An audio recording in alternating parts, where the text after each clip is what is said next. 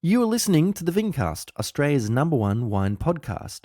Over the past 100 episodes, I've heard from people all around Australia and even overseas who have listened to the show and enjoyed some of the amazing stories shared by guests who've joined me. And as this is a completely free podcast, it really does rely on the support of the listeners. So to help it grow, please let someone know about the show that enjoys wine. You can leave a rating and a review on the iTunes page once you've subscribed. You can come and visit me at intrepidwino.com, send me an email at thevincast@gmail.com, or follow me on social media. I really have appreciated all the support I've had. I wouldn't have continued the show as long as I have if I didn't hear from people who have enjoyed the show. So thank you so much, guys. I really appreciate it, and I hope to bring you so many more fantastic stories behind the wines that you enjoy. And enjoy this week's episode.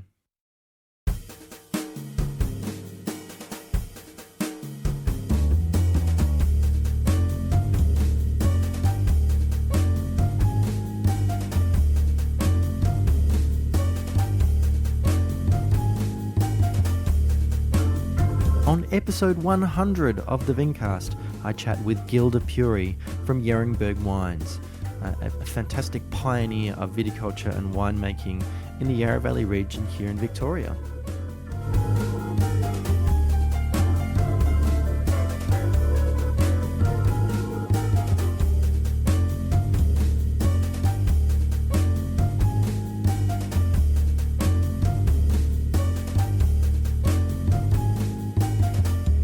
Hello there, Vincasters. Welcome to episode 100 of the Vincast. My name is James Garesbrook, otherwise known as the Intrepid Wino, and it is a real honour and a privilege to have you here on this, what is quite a momentous occasion. I'm really thrilled to be here at episode 100. I can't believe I've managed to get here after 3 years of doing the podcast.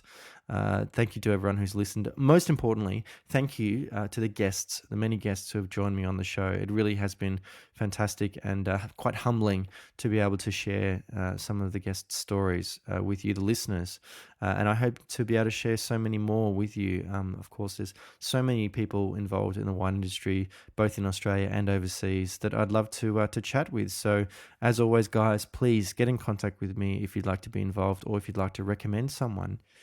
For this very special episode, I thought I would sit down with someone who had a really profound influence on me as far as my wine career.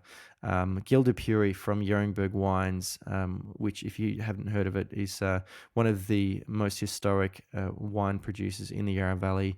Was one of the original three big producers in the late 19th century, and then part of the revival of the Yarra Valley in the 60s and beyond. So the reason that I really wanted to have Guill on this episode was, as I share in the episode, Yeringberg made my, what I consider, epiphany wine, the 1997 Pinot Noir. And when I tasted that wine, I really realized that the wine industry was what I wanted to do and what I wanted to dedicate myself to. And so I was really thrilled to be able to talk to Guill and particularly to share their incredible historic story with the listeners. So please stick around till the end. I've got a really special treat for episode 100 to share with you. But until then, I'll see you on the other side.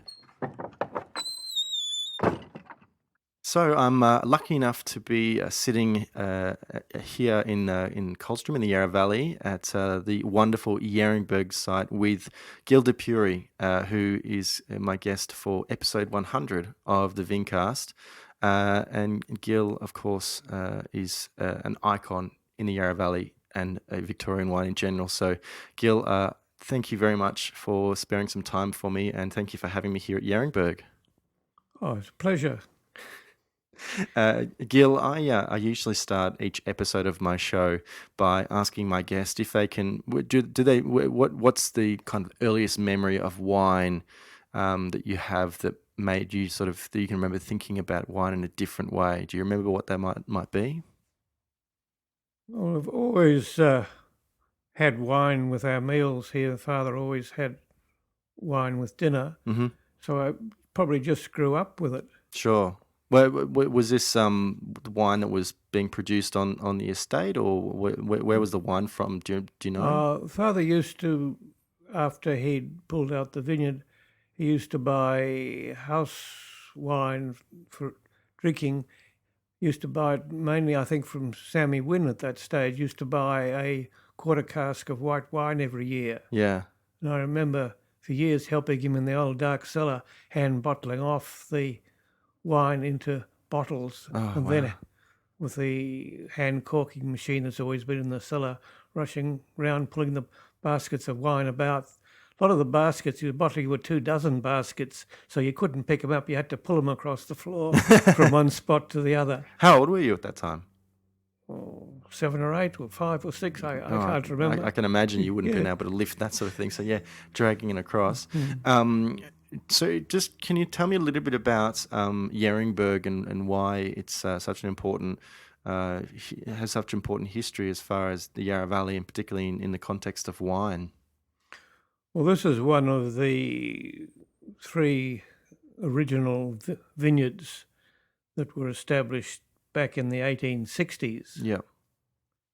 And so I would say that Yeringberg, St Hubert's and Yering were the start of the Yarra Valley. It was referred to those days as Lilydale wine industry. Lilydale, of course, being probably the largest town or sort of a Yeah, that was the then it was a town. town. Now it's a And suburb of Melbourne, I guess.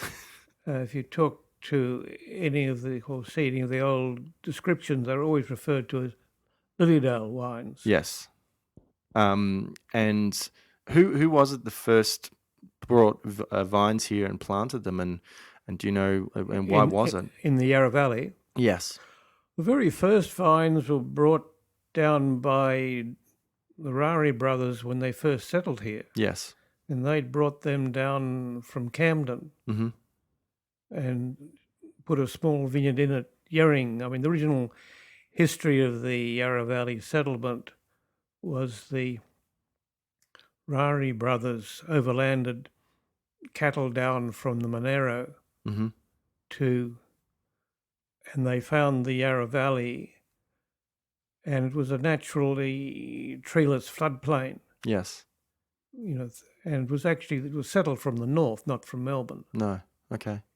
And I understand that they actually had a contract with the New South Wales government to pioneer a postal route for this new settlement down at Port Phillip. Right. Oh, okay. So they brought their cattle with them. Yeah. But anyway, they squatted on Yering, which at that stage was about 43,000 acres. They didn't own it; they just occupied it. Not a small piece of land. The registered boundaries of Yering was the Yarra River, the Linda Creek, and the Wooriallic Creek. Yeah. So there was pretty much nothing here. There wasn't any kind of industry at all. There was no agriculture. There was nothing here. Wow. Okay. And so This was in 1836. Yes. And planting. Well, Melbourne was only established in 35, I think. So planting vines was just a part of the agricultural. Well, concept. they brought some vines with them, Right. and they put in a small vineyard. Okay. Which I think not very much happened with. They had a Swiss guy come up from Geelong, James Dardell, Mm-hmm. and he used to make a bit of wine for them.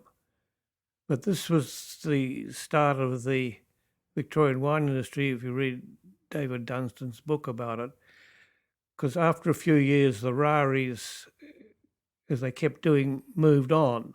Mm-hmm. Then they were down at Geelong, and then they were somewhere else. Yes. And young Paul de Castella from Switzerland had come out, and he took over their grazing lease. Yeah. In probably about 1850, or it might have been a bit earlier. And then my grandfather came out from Switzerland, and he joined in with Paul at Yering, and then also Paul's brother Hubert came out, and my grandfather's brother, and then there was Charles Luber. Mm-hmm. Ernest Luber, and another young Swiss guy. There was 6 young Swiss bachelors basically running Yering. Yeah. And it was just, they took it on just before the gold rush. Okay. So then they were all growing beef. The next rundown was Gardner's run, and there was a series of them. And one of the advantages of the Yarra Valley in terms of selling beef to Melbourne was pre-refrigeration, and you had to walk your cattle to the market. Mm-hmm. And in the summer, the people from northern Victoria didn't have enough water, or it was too far. So the Yarra Valley was a good area to providing beef. You just follow the water source. And, well, they were close to Melbourne. Yeah. And then gold was discovered and beef prices went up, and they all made a lot of money out of their beef. Yeah, of course. So about that period, Paul de Costello got married. He married Lily Anderson, and Lilydale was named after Lily Anderson. Oh, cool. Her father was the, I think, chief of police or gold superintendent. Anyway, Anderson Street, South Yarra, is named after them. Oh, right. Oh, there you go. Okay. And the old Anderson house is still there at Fairley, just off Anderson Street. Mm. Anyway, the other young Swiss guys thought that since Paul had got married, they'd perhaps better move out. So Hubert de Costello and my grandfather bought Dowlery Station from William Rary's brother, Donald Rary, because he hadn't left when the others had left. And Dowlery Station is on the Hillsville side of the Yarra River, bounded by the mountains. Right. And as they said in their records, they couldn't afford to buy a big station. They could buy a small one that they could run in conjunction with Yering. Mm-hmm. And Dowlery was 25,000 acres.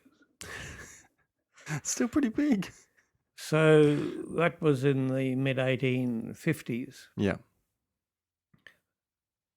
I think there was a comment on some of the letters that when they first settled at Yering, there was only, I think, 70 Europeans living in the whole of what is now the Shire Upper Yarra Ranges. Mm-hmm.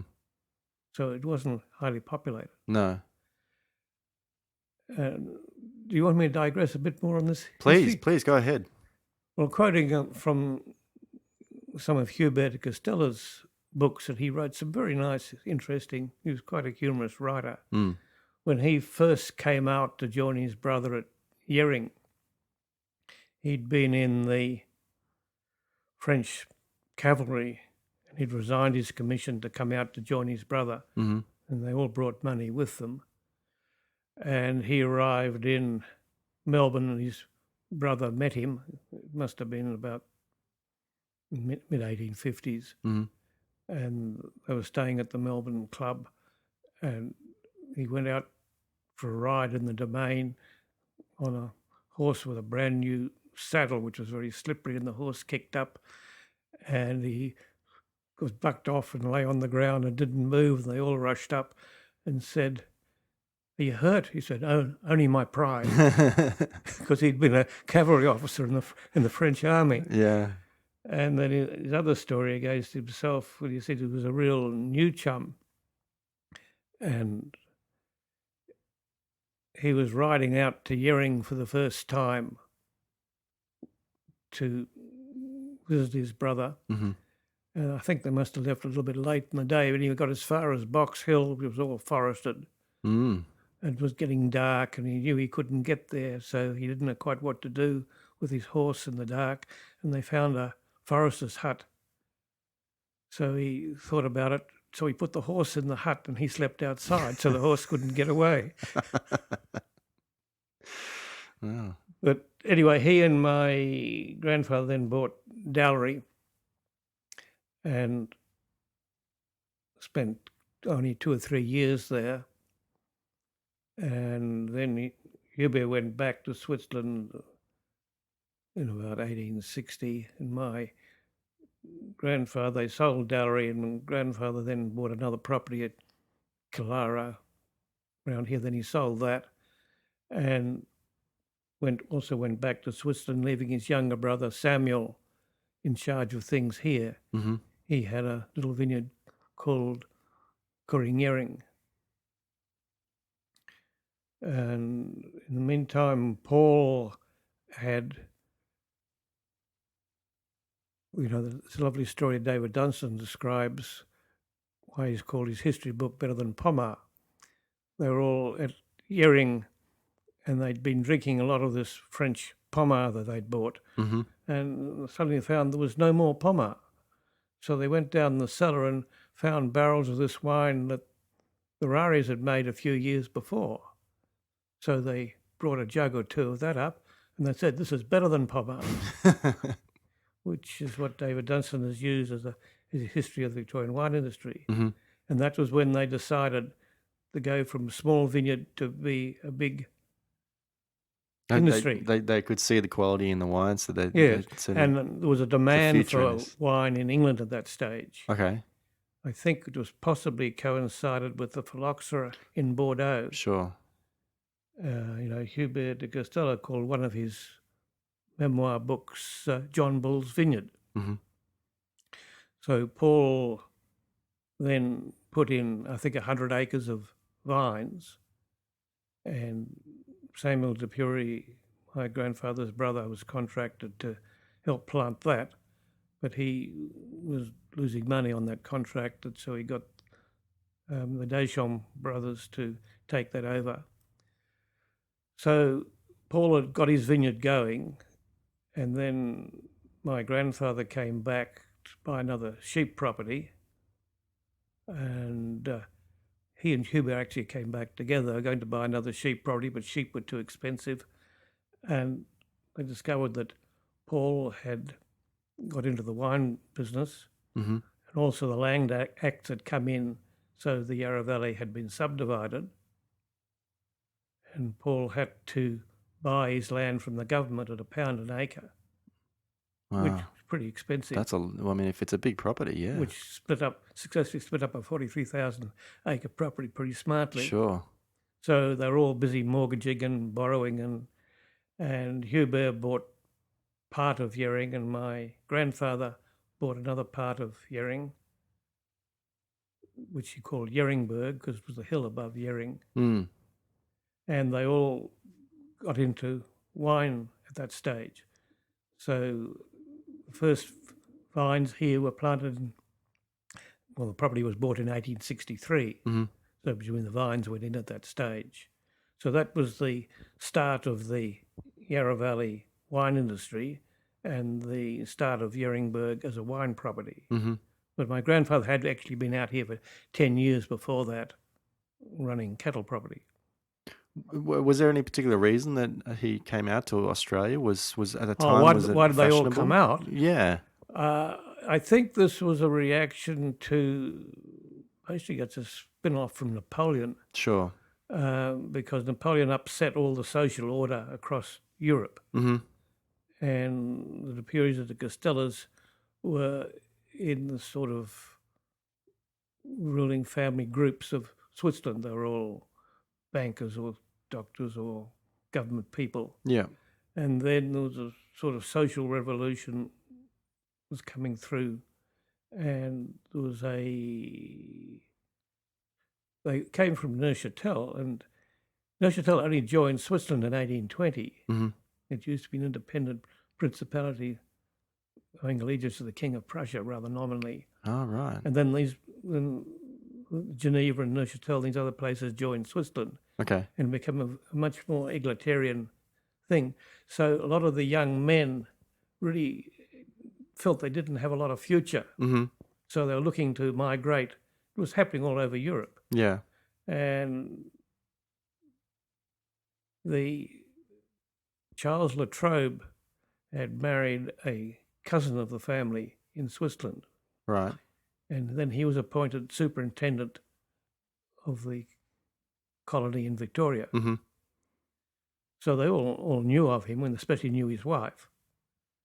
And so if you got the choice of going to Canada or Brazil or Australia and you know someone who's in charge there, that's where they went. Sure. You may get some preferential advantages. I think Latrobe, helped them, but he wasn't encouraging them. A lot of people say he encouraged them, but I think he was not overwhelmed, but a lot of Swiss came into Melbourne at that stage. Right. And And not all of them in the wine industry. There was Bergies here who are well-established fruit growers. They're still here. There's a lot of Swiss families came in that period. right. So whereas if you look at the Barossa Valley, a lot of Germans ended up there. It's quite interesting. So the Yarra Valley was actually, and Geelong, the same. There was a lot of Swiss at Geelong. In fact, that whole Geelong wine industry, which in many ways predated the Yarra Valley. Okay. Because I was saying earlier that Dardel was growing grapes down there. Yeah. 20 years before. Okay. And so when your grandfather arrived, did he come fairly quickly to the Yarra Valley? Yes, he came straight. Right, okay. Because he knew Paul de Castella was here. Mm-hmm. So he came. Sure, okay. Do you know much about what decisions he made about planting a vineyard originally here? Well, we know what he planted. Okay.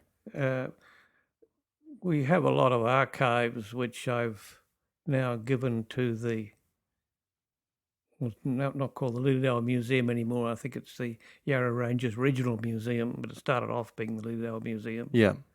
And I spent about 20 years getting that organised and convincing various governments to fund it. Yeah. So they've got a proper archives, and we've got day-to-day diaries since 1874, and lots of account books and things. They've given all that stuff to the museum, and they've been going through that. Yeah.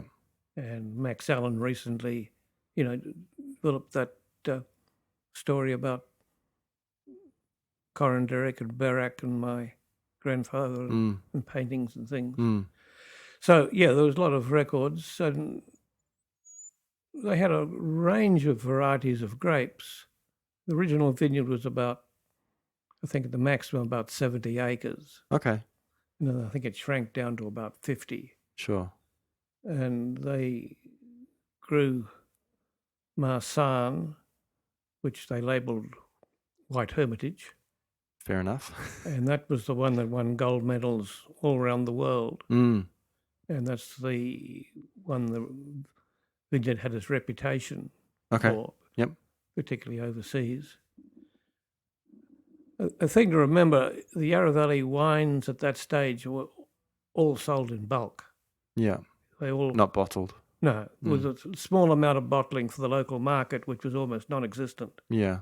But most of the wine went out in bulk through merchants to London. In barrels? In casks? barrels. Right, okay. Which is why we had our own cooper here making barrels. Right. I mean, there's nothing else. You could ship it in the winter in stainless steel drums in those days. What I'm interested. Do you know what kind of what wood would the they cask must be have made used from? imported oak because Yeah, eucalyptus is not a great thing for wine. No. So they had Marsanne, which they labelled as White Hermitage. Yes. They had a wine they called Tokay, which I understand was actually made from Hasselvaloo. Right. The Hungarian grape. Yes. But that's a dry wine. So closer to actual Tokay then. Yeah. They had Pinot Blanc. They had a bit of Pinot Gris. The Pinot Blanc may have been Chardonnay, but no one's certain about it. Yeah, okay. Well, I guess, white Burgundy. White Burgundy is Chardonnay. But Pinot Blanc is a separate grape. Exactly. So I'm not sure about that. White Burgundy, the wine is Chardonnay generally, whereas Pinot Blanc, yeah. And they had Gouet, which was just a cheap variety. You see somebody recently pointing out Gouet is one of the oldest DNA sources for grapevine. I heard something about that. Yeah, Gouet and Pinot Noir. I think they were the main white varieties. Oh, and Chasselas, because they come from Switzerland, so they had Chasselas. Of course. And Viv Thompson, I think, probably still has some Chasselas, doesn't he? I think so. He didn't mention it on his episode. Yeah. And then the red varieties, they had Pinot Noir, which they labelled as Burgundy. Yes, And they had Shiraz, which they labelled as Hermitage. of course. And they had Cabernet Sauvignon, which they labelled as Sauvignon. Oh, really? Not claret? No. Well, okay, interesting. So we've got sets of all the old labels. So Wow. And so you mentioned that there was a very small local market. Was Melbourne considered a local market? yes. Okay, but everything else was being sent out in casks And as the time went on, the local market, I think, became more important. That would have been a bit more to do with gold rush and a lot more people coming into Victoria? Yeah, not so much then, but after the First War, the export market had died, and Sure. Father was depending more and more on the local market. Sure. So how did moving into kind of the 20th century, how did Yeringberg change? What was wine for a period of time? Was wine the primary source of income from the property? It would have been one of the main ones, but it was a 1,000-acre property. Right. Still is. Yeah. And they only had 70 acres of vines. Yeah. Okay. So they was still running a beef operation. Right. And my grandfather started that, as I say, in 1863, and he married Ada Ibbotson in 1869, Mm-hmm. and the Ibbotsons funded a lot of the development here Oh wow. because they'd Alfred Ibbotson was a wealthy trader in Geelong, dealing with the gold mines. Yeah. Okay. And then when my father was actually born in 1870, Right. which Pretty there's soon after there's a sort of pretty soon after the long wedding. gap. Yeah. Yeah. And he grew up here as a young boy. They had their own tutor here, their own schoolhouse here. He didn't go to school in Australia. Then he was sent over to Switzerland to school at 16. Yeah. But while he was young here, he knew the Aborigines, and Berak used to take him out tracking and things like that. Wow. So that was incredible. history is fairly short in Australia. My father knew a guy who was present when Batman signed the treaty with the Aborigines, because Berak was actually there as a 14-year-old boy. Wow. That's incredible. So, So anyway, father went over to Switzerland, and he went to university there. Then he joined the army. He was going to be a professional cavalry officer in the Swiss army. okay. I think he was a captain of cavalry at 21 or something. Wow. And then his father died, Okay. and they said, "You've got to come home." So Yep. he dropped all that and came here and took over running Yeringberg in 1890 when he was 21. Yeah. So he probably changed things round and bought some more land a bit later than that, and kept the vineyard going. But the 1890s depression, I think, was pretty hard on most of the vineyards here. I think Sure. that was when Yering sold out, and I think it was pulled out. And St Hubert's went on until about 1912, I think. But Okay. Hubert Castella had sold out to Andrew Rowan, who eventually, I think, sold out to David Mitchell, who I think, pulled the vineyard out. Yeah. And Yeringberg was left as the last of the big vineyards to keep going, and it kept on until 1921. Right. And the father said at that stage he had 4 vintages of white wine in the cellar. Yeah. So he said there's not much point in keeping on growing it. So just pulled everything up. Wow.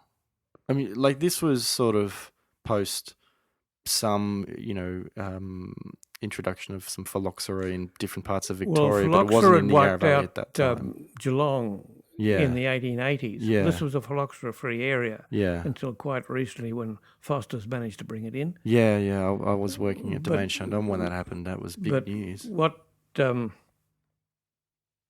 made it more difficult was, I think, downy mildew came in Mm-hmm. and starlings, and also the English market wasn't as good. It was more difficult to export, and wages were getting higher. Eventually, it just wasn't economic. Mm-hmm. It's always been a high-cost area. Mm-hmm.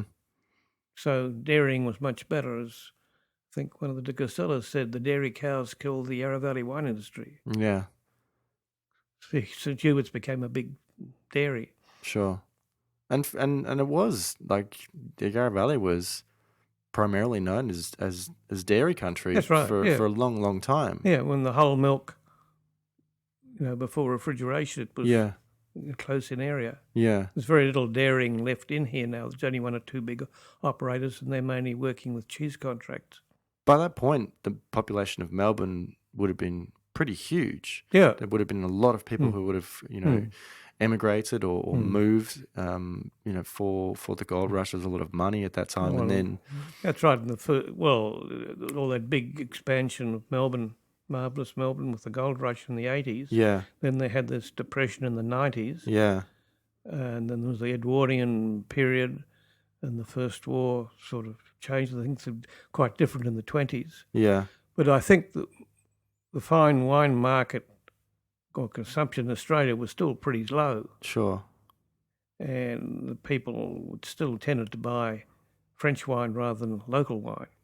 Really, that's very, very strange. I mean, like at a certain point, the local wines that were being consumed were mostly fortified wines. Am I Yes. right? Yeah. I mean, the Australian wine industry survived on fortifieds all through those long years around the First World War, Yeah.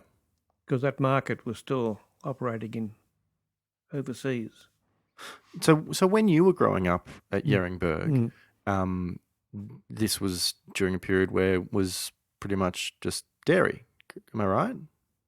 Or was that Well, no, it was running beef. beef? Yeah. Okay. Yeah. Cows. Yeah. But as far as I was concerned, there was the old cellars and buildings here, which were dark and not used. And Father used to tell me what they used to use them for, but the wine industry had stopped years before. So the infrastructure was all still here, even though Well, there the wasn't really buildings any- were here. Yeah.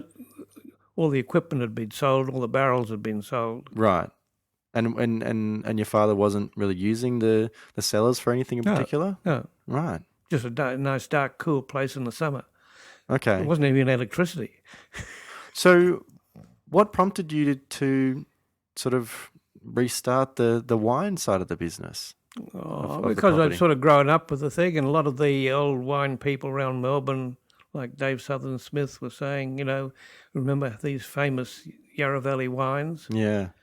And then in the 1960s, a lot of migration after the war, and a lot of Italians, Greeks, wine was starting to become a popular thing in Melbourne. Do you think like it was a cultural thing? Like just wine was sort of thought of as quite civilized? I hate to use that word, but I think like so, a yeah. I cultural think thing? beer consumption was perhaps going down, but certainly there was a whole heap of new Mediterranean Europeans had come into Yeah. Australia, Yeah. and they were interested in wine. And there was I don't know if you remember, there was quite a boom in red wine consumption in the early 1960s. I didn't know that. Remember Bill Chambers and these people saying, "Oh, we better prune the vines this year." That people are interested. Yeah. Okay. Rather than just letting it, Well, this is keep about the growing period and- when yeah. Maurice O'Shea was. Yes, of doing- course. I have. Have you read the wonderful book written by Campbell Mattinson, the Wine Hunter? Yes, very good. Really wonderful book. Mm. So okay, so there was a this burgeoning market for Yeah. for dry wine, for table wine. Yeah, but particularly red wine at that Yeah. stage. Yeah. And so people kept talking about the Yarra Valley wines, and there was a few old bottles about, and so there was several of us thought it was, it'd be an interesting thing to replant some of the Yarra Valley vineyards and see what happened. Okay. So in some ways, it started off as an overgrown historical hobby. A curio. But we put some in. Ernie's sister was probably one of the first, at the New St Hubert's site, which has got no relation to the old St Hubert's. No. It's in the sort of frost hollow. So he was, I think he came up and talked to my father about it, just asked for some comments and asked him whether he was interested in being involved. He said no, he wasn't. So he'd put this mixed farm in with chooks, and he wanted to have pigs, but the council wouldn't let the pigs, so he had chooks and wine. Chooks and wine. It was they used to make, all the wine was made in the chicken sheds. Yeah, okay. Just like Maurice O'Shea, you worked with whatever you had. Yeah, and Graham Miller and Peter Ferguson at Yarra Glen, Bodie Carradus and Reg Egan at the same time had the same ideas. And Reg and Bodie started off in partnership, but it didn't last very long. Then Reg went off to Juan Turner, and Bodie Carradus established Yarra Yering. Yeah. And John Middleton and Peter McMahon were both growing grapes in their home gardens and making a small amount of wine. Yeah. And they were both very keen on that.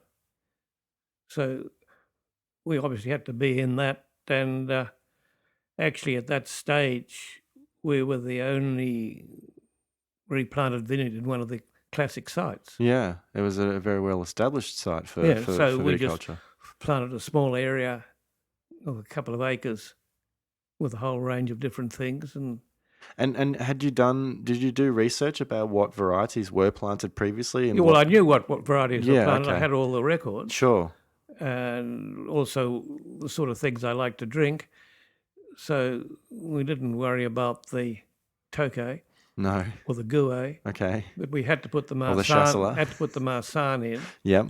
We had quite a bit of trouble finding phylloxera-free rootstock. I went and talked to Eric Purbrick, and he explained to me about Marsanne and things. Said, I can't let you have stuff from Tabook because we got phylloxera.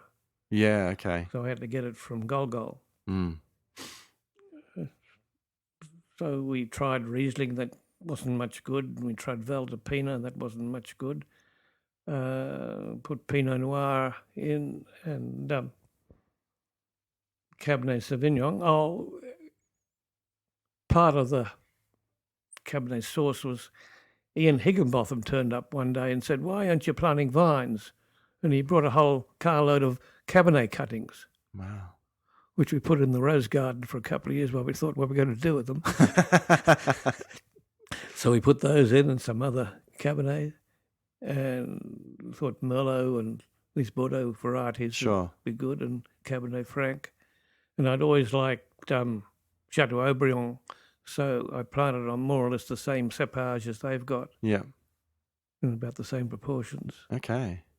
So was there any wine being produced at that point from the Yarra Valley? Yeah, I think Bodie Carradus had probably produced a vintage or two. John Middleton had made some homemade wines. Did you have the opportunity to taste these wines? Yes, because Jeff Norris and I had started the Liddell wine show. Wow. At that stage. Yeah. And it was open to all comers all around Australia. We had all sorts of interesting wines turn up. Oh, wow. And Mount Mary put some wine in there and they won a gold medal. I mean, I can only imagine that there might have been, maybe a couple of hundred at most producers around Australia at that point? Yeah, there weren't many, no. Yeah, hardly any. That must have been a really fantastic opportunity to sort of look at wines from all different parts of Australia. And we had Doug Seabrook as judge. He was pretty helpful to it.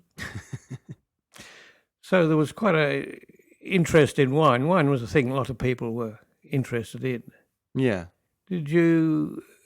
But it wasn't like a big kind of this is the future and invest in this kind of thing? It's No, like, no, it was let's all try small, this. small things. Okay. People like, did you ever see that film, A Victorian Vintage?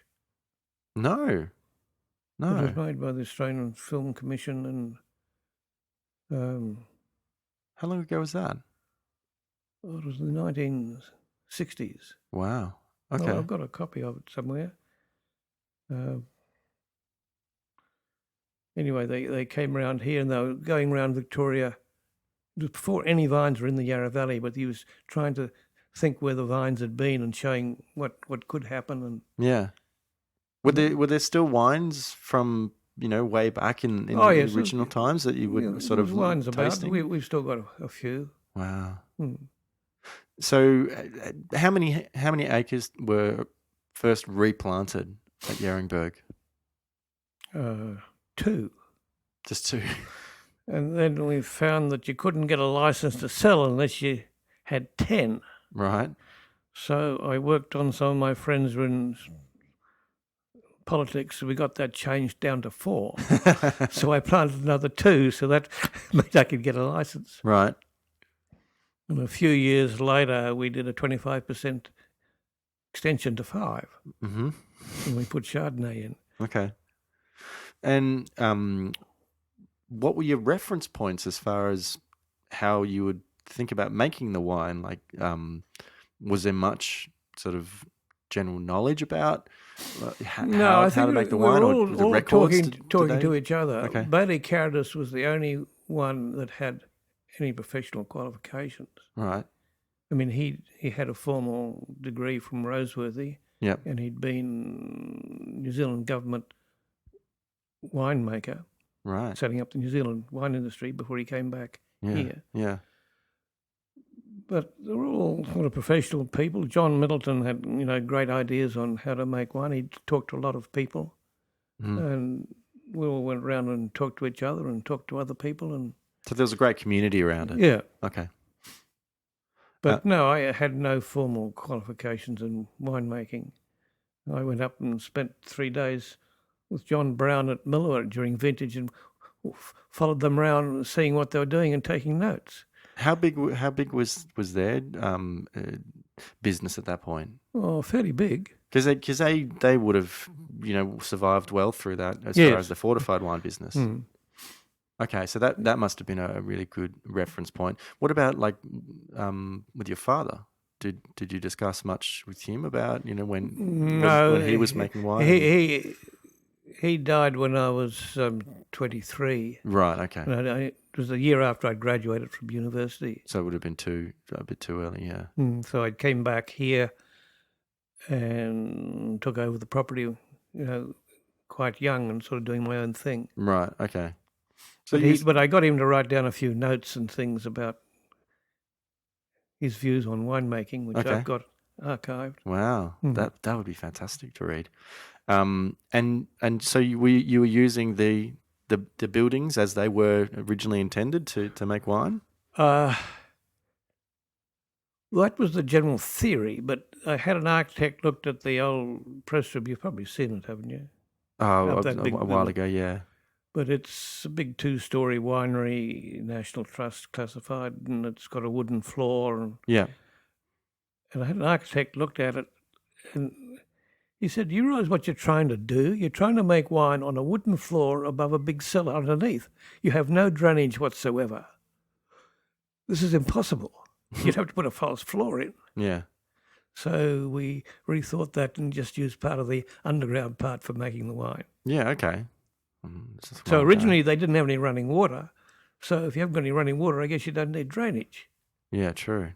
I mean, they must have used a sort of dry cleaning process. Yeah. They must have used a mop or something. Hygiene's a slightly easier prospect these days, I guess.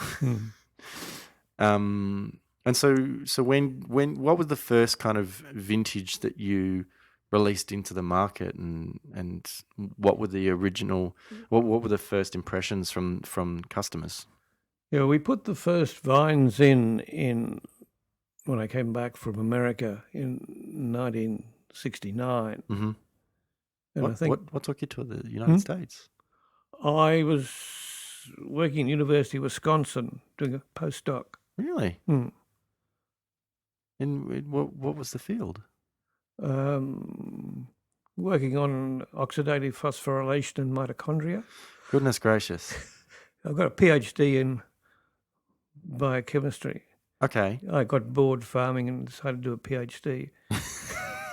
It's a bit of a leap. Did that help at all with the wine? Studying biochemistry? Well, it teaches you to think, and you've got a pretty sound scientific background. And you have a little bit more understanding about the processes of what's actually happening at Well, that's one of the things that was difficult in those early days. Mm. No one everyone taught theory, but no one taught cellarcraft. Right. It's a thing that you had to pick up as you went along. Right. So it was a lot of trial and error type stuff. I could cynically say that winemaking actually is exercise in applied plumbing. Okay.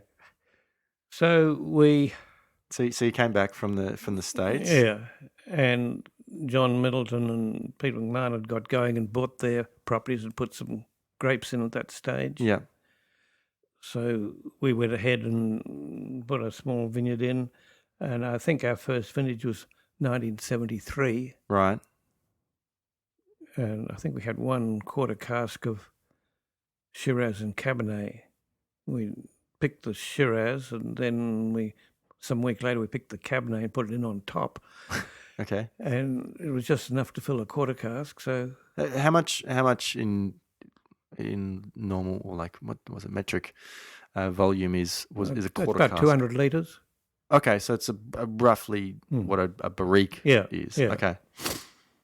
You got 9 litres to the dozen, so you've got right about. So a cask was somewhere between 800 litres and 1,000 litres. Well, a barrique is 225 litres. Yeah. And a hogshead's 300. Yes. Which is Punchin's 500. Yeah. Okay. The old vineyard here worked in very large. The old winery worked in very large wood. Mm-hmm. All the white wines were made in 500,000 gallon big oval casks. Swiss style. Yeah. And they stayed in wood for a year or so. Yeah. On the lees and everything. But Father said he let the tartrate build up inside his barrels. Yeah. Because it kept the wines lighter and finer. And sometimes the tartrate would be an inch thick. So basically, it was an inert container. Yeah, of course. If they'd had stainless steel, they'd have used it, but they didn't. So they used these big old barrels. Yeah, very neutral. Which is why if you look at our cellar, the stillage looks like overkill for barriques. The stillage logs they're on are all 15 by 15. Yeah, pretty big. Inches, yeah. And so that was the first one that was released. How did you, was the label based on the original label? Well, at that stage, I think we actually bottled that off by hand. Yeah. And then we went to a label maker. We used the original labels. Our label is still the original 1900 labels, and just altered the design a little bit to suit the various regulations. Sure. But, with the coat of arms and everything. Yeah. Yeah. That's the original label. Yeah. I mean, that's why it looks so classic. So we got a label. We hand corked them and put plastic tops on them, and I think we sold all that pretty. It's still looking pretty good, that wine. You still have, Yeah. you still have some bottles, even though it was only a 1/4 cask. And then we had a bit more the following year, and then about that stage, I got Seabrooks to bottle it for. He used to send it down in drums down to Seabrooks. Okay. Which was about the stage Herman Schneider owned it. Right. What's the biggest the vineyard ever got as far as acreage? Oh, well, that's a different story. So the original... When you replanted. Well, it got up to about 6 5 to 6 acres. Wow. And then when my son David came back to work here at about 1996, Mm-hmm. we thought at that stage it'd be needed to get more income on the place. Okay. So we organised a contract with BRL Hardy to grow grapes for them. Right. So we put in 50 acres just for growing to Hardies, Wow. which is the vines you see on the drive when you're coming up. Yes. So we actually had 50 acres plus 5 at one stage, but that was a 10-year contract, which was quite good. But then BRL Hardy sort of turned into Constellation, that turned into somebody else that disappeared. Yeah, yeah. And so They after 10 pulled years, out of the that Yarra Valley contract altogether. stopped. So we're still growing some grapes for sale to various people. Domain Shandon are buying some. Yeah, I But we remember. pulled out about half that 50 acres, so that's down to about 20, 25 now. Right, okay. And they wanted Shiraz, so we overplanted beyond the contract to get more Shiraz for ourselves. Sure. So we've got about an acre and a half of Shiraz in that block. And another thing they wanted was Viognier, which they wanted. They didn't be able to seem to sell that, but we've kept some of the Viognier, and we're making a Viognier wine now as well. Right. Okay. And how did the wine market evolve for Yeringberg over the years? Well, mainly it was sort of mailing list thing. Right. And we've also been selling wine to London for quite a while. Mm-hmm. Not having me for some years, and a bit to Switzerland. We're selling some to we've still got an agent in San Francisco, and we've got an agent in Hong Kong and another one in Shanghai. So we've done quite a bit of exporting. At one stage we were selling about a third export, a third private mail order, and a third to restaurants. Mm-hmm. I think the restaurant wholesale is probably higher than that now. Yeah. You have a very good distributor, certainly in Melbourne. So we've still sell quite a bit on mail order and have an open day once a year or open weekend, which is open to all comers, and we tell all the mailing list people about it. And there's a cast of thousands here, and they all come up and taste wine. Well, it's interesting. The part of the reason that I wanted to have you as my guest on episode 100 was because, as I was telling you before we started recording, the 1997 Yeringberg Pinot Noir is my epiphany wine, the wine that when I tasted it, it made me think totally differently about wine and cemented my career path in the wine industry. And so I remember back when I was working in the cellar door at Domaine Shandon, the weekend of the open weekend, my boss said, "Come on, let's jump in the car. We're going to go over to Yeringberg and we're going to taste the wines on the open day." And I remember telling Sandra about the fact that I think it was Catherine about the experience I'd had, and she said, "Oh, that's lovely, wonderful. Why don't you write it up on the board? Because we like to keep a record of people who want to have special memories of Yeringberg wines and to share with the mailing list." And so I remember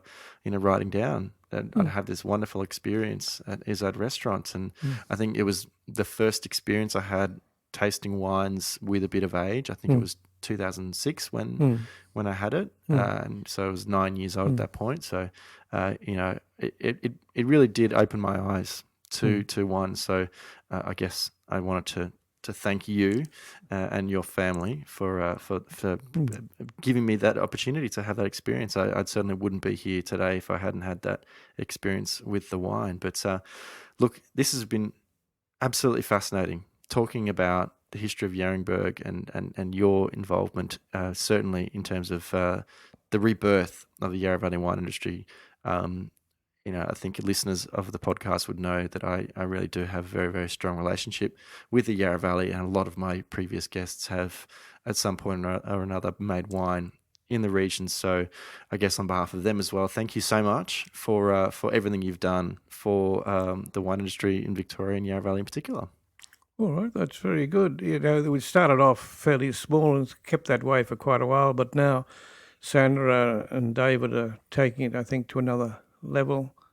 David's in charge of the vines, and Sandra's working on she's making the wines the last few years. Yeah, and doing a fantastic job. I think it's been really telling over the last 5 years that this is new enthusiasm and interest in Yeringberg, and I'm excited to see people who work in the industry, in the trade, and also consumers, younger consumers in particular, showing a lot more interest in very important historical wine producers like Yeringberg, like some of my other previous guests, like Bests and Tabilk. So it really has been an honor and a privilege to have you on the episode, and I'll be sure to let everyone know how they can stay following Yeringberg wines. Yes, because we're still small and we're only making one version of each wine. We don't have a second label, and all our wines are individual vineyard wines. So each year is variable depending on the season. No, that's the important but part. We're not buying grapes or blending. Everything comes off the same block of land each year. Yeah. But thank you so much for your time today, Guill, and I look forward to trying more Yeringberg wines very soon. Good.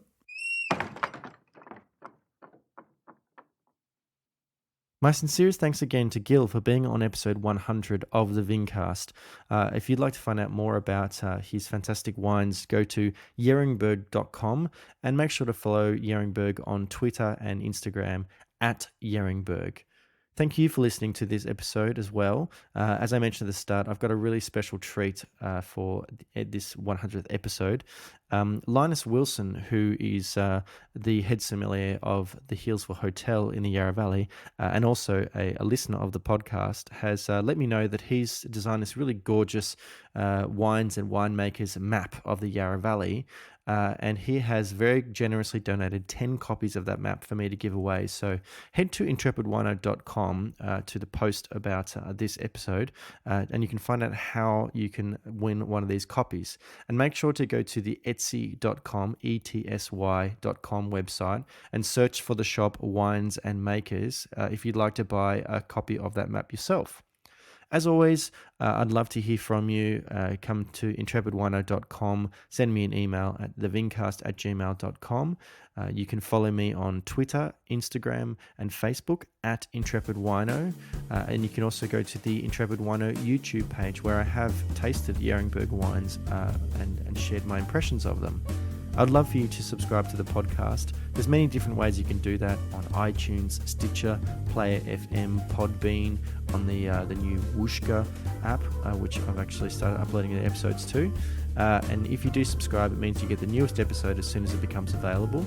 And I'd love for you to leave a rating and review. But I'd love to hear from you. Thank you so much for being on one or more of the 100 episodes that I've had so far.